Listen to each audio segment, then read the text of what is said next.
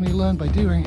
Meow, Huples cat. Sorry about the GoPro, but today will be GoPro entirely because we're going on a rough, difficult exploration by a snowshoe of our local area. Do you want to come along? If not, don't watch this. So that's where we're heading today, into nothing. As you can see, the snow has now come off the panels as I suspected, but I'm definitely going to have to tilt and be more proactive in keeping the snow and ice off them. This is just for secret stuff. Yes, I do use a scarf. I'm sorry when I made my comment online to you, I was in a bad mood. A scarf's a good idea and you should have them because you can take them out and you can adjust the temperature. They're a very good thing to have. I have a lot of them. So today's adventure is in honor of secret stuff, whose motto is just do it. Get out there and practice. Don't just watch stuff and don't just talk about it, but do stuff. So today we're going exploring. So now we're going to put on our snowshoes. It was pointed out to me by a couple of people on the right. My snowshoes are about 25 inches. For my weight, without a pack, I would need 30 inches, and with a pack, probably 32 to 34 to go on non-compressed trails. So today we're going to go on non-compressed trails with snowshoes that are too short, so we're going to sink into them. So it's going to be harder work. It's about $300 Canadian to actually get a decent version of the snowshoes for the right size for me. That won't be happening this year. The things I really want to get is cross-country skis and a proper downhill snowsuit so I can actually operate flexibly and comfortably down to about -40. Those are the two things I really need to get. Waiting a bit longer. Want to go to Ottawa to get them, but there seems to be a little bit of protesting going on down there right now, so I'm avoiding Ottawa like the plague.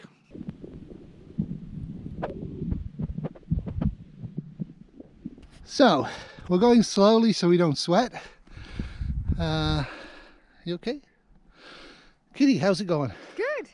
What were you talking about the binders for the ice? Oh, well, just they have the blade part, so Yeah. if you're sliding, you really should use your toe more. So lift the heel. Yeah. If you're on ice or you're Yeah. going downhill, it'll be a good thing. I'm Kitty's- sure that's what they're designed for, Yeah. but we just aren't used to them, so.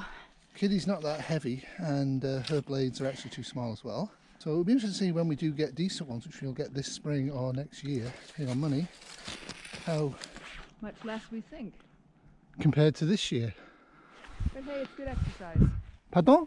Good exercise. Lift those legs. Lift those legs, lift those buttocks. Firm those buttocks for SHTF or you will die. All right, anyway, we haven't gone that far, so we have to go. So as you can possibly see, there's a few significant little hills around here with about 2 foot to 3 foot of snow on them. And they're boggy in the summer. Very boggy in the summer, so this is a good time to do this because a lot of the dead brush is gone as well. So what we're going to do is we're going straight, or are we going left and then straight? Depends on the lay of the land. Depends on the lay of the land. One of the things you never want to do when you're doing anything like this sort of activity, regardless of the season, is you don't want to lose altitude for no reason. So you need a good topographic map. I haven't brought one. I just brought the satellite map because we're having some adventure today.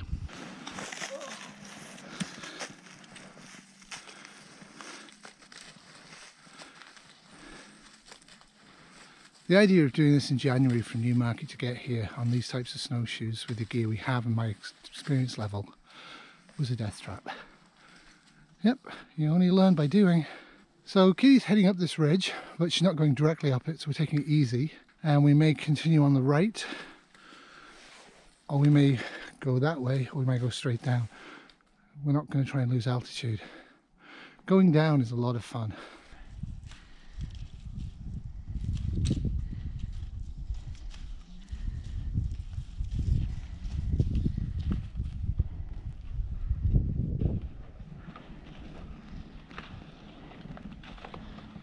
So we're now in the great unknown, and I'm overheating, so that's why my coat's off, but it's about -12 centigrade with a little bit of wind chill, but not a huge amount, as you can see from that. Whew. And what we're doing is we're rotating who leads because it's a lot easier to follow, and Kitty's being very strong and is doing a lot of the leading. Thank you, Kitty.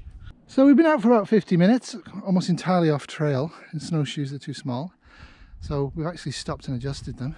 So I'm sweating badly. I'm going to rig up a proper thing for this because this woolly coat's great, but the straps do roll off and that's kind of annoying. So I just stopped to do my shoes because they needed adjusting as well. But we're on one of the ridge lines and The GoPro will not do this justice, but Kitty will tell you what it's like. Pretty. Yeah. But it's hard to go. Hard to go. Okay, so Kitty's going to tell us how long we've been out, and I'm just going to talk about a couple of things. GoPro batteries, I have 3 of them. They're charged for the 4 hours, fully charged. This one's just been put in, it's at 67%. The other one lasted maybe 10 minutes of videoing. So yeah, you need to have the batteries hot and on your person. As you can see, probably I'm sweating like crazy, and that's not good. Somebody referred to my snowshoes as toys. I think they're kind of right. These are great for groom trail, but this has been a really hard go. And how long have we been out, Kitty? Oh, about an hour and 10 minutes, 15 minutes. About an hour and 10 minutes. Well, the batteries at that point failed, which is kind of unfortunate. So we were out for about an hour and 15 minutes. We were actually off any sort of trail, just on deep powder snow, for probably about an hour 5, and it was tough. It was tough going. Now, we did walk back along the roads without snowshoes on, so we were out for about an hour and a half, and it was significantly hard work. Kitty made me a hot chocolate and some oatmeal. So I just wanted to talk a little bit about the actual mechanics of what we're going through and what I'm experiencing, what I'm seeing differently from what I expected, and also a little bit about prepping and snowshoe evacuation, and also a bit about the GoPro. But first on the GoPro. I've had problems with this GoPro since I got it with battery life. What I find with my GoPro, and it's a Hero 7 black, and that's one of the very few of the series that actually allows you... What happened?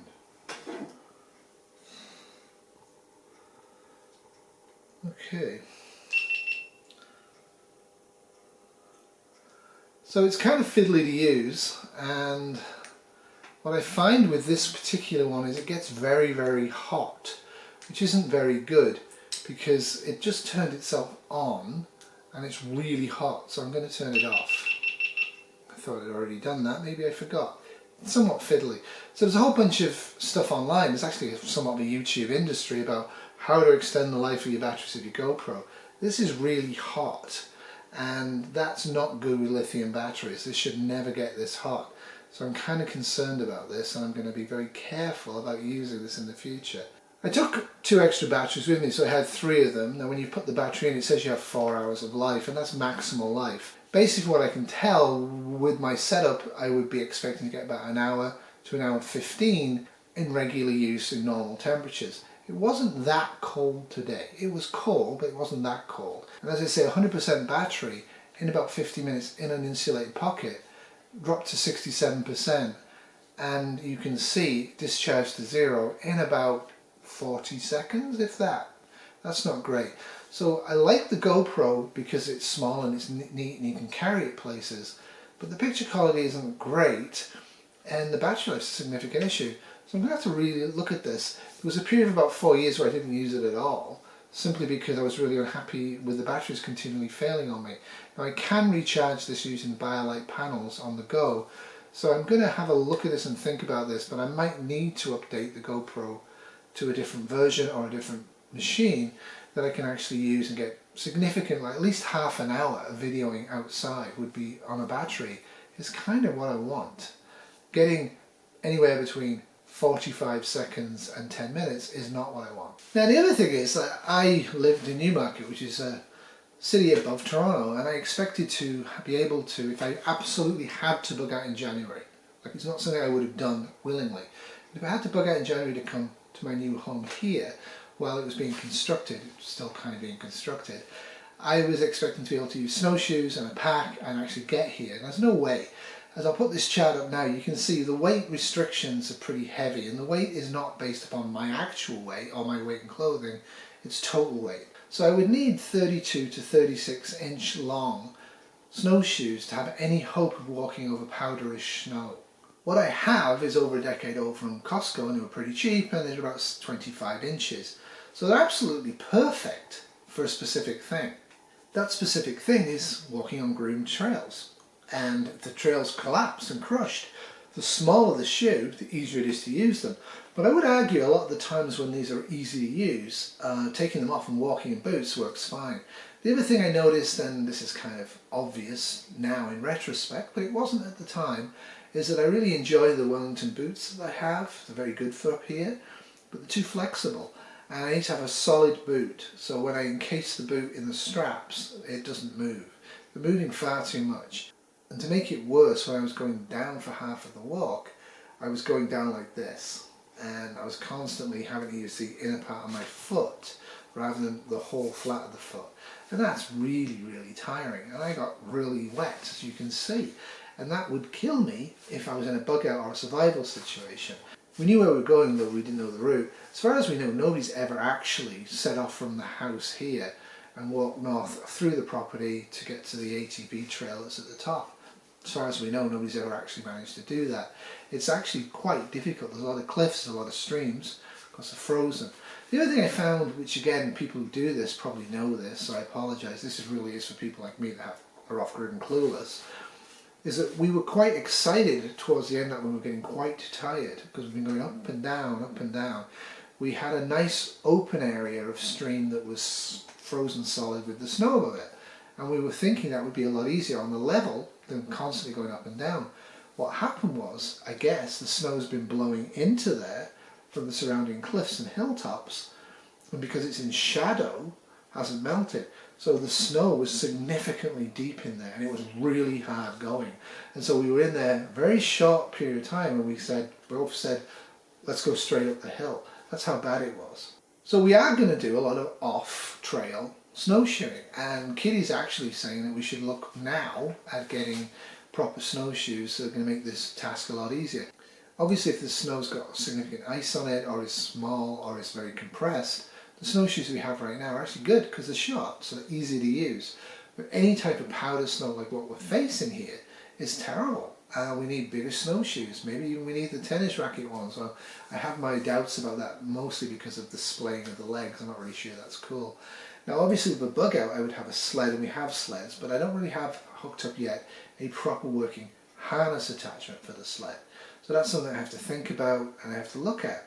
So far I'm learning a whole bunch of things. I'm learning that sleeping in a tent when it's minus 20 centigrade and heavy snow is not the simple thing I thought it was, and it could easily kill me if I don't do it properly, and I'm not doing it properly yet. And that walking through snow, even with snowshoes, is not going to be a bundle of laughs. We travelled about half to 3/4 of a mile, less than a kilometre or maybe a kilometre, in about 45 minutes to 55 minutes. And we're in pretty good condition. No pack, no sled. That's pretty significantly slow. So off trail is going to be an entirely different experience than on trail. And I think that's really, really key. But I'm enjoying it hugely, and I'm really liking this type of thing. And about every couple of days or every 3 days, we're actually going out and having an adventure. And for those people who are into science fiction, we're actually getting that from a series of books. And I'm not even going to mention who or what, but that series of books actually features alien life forms. So it's the first alien life form. It starts out with the spiders, but during the whole set of the books, eventually an alien life form appears. It's actually, I'm not even going to say what it is because it's a good series of books. But that alien life form, as it takes over the consciousness of our intellects, always says the same thing. We're going on an adventure. And that usually means bad news for the non-taken over life forms. But it works out to be happy in the end. So that's it for me in the snowy north, off-grid and clueless, struggling along, slowly getting there, slowly getting things together, slowly figuring out what we want to do and how we want to do it. Careful of the blades. Yep. I have to video this. Okay. So you have evidence when we damage it? This is quite the thing, right?